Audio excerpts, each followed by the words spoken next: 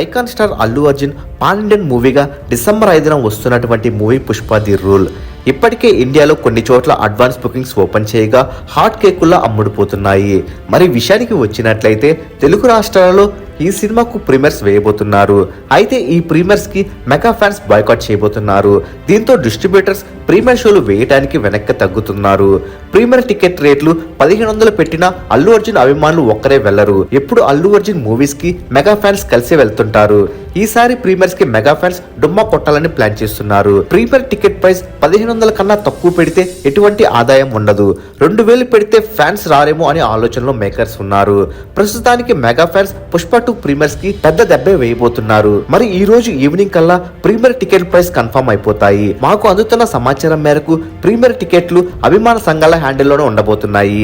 ఇక Pushpa 2 tickets information ఎప్పటికప్పుడు తెలుసుకోవాలనుకుంటే మూవీ మహల్ టెలిగ్రామ్ గ్రూప్ లో జాయిన్ అవ్వండి. లింక్ కామెంట్ సెక్షన్ లో ఇస్తాను.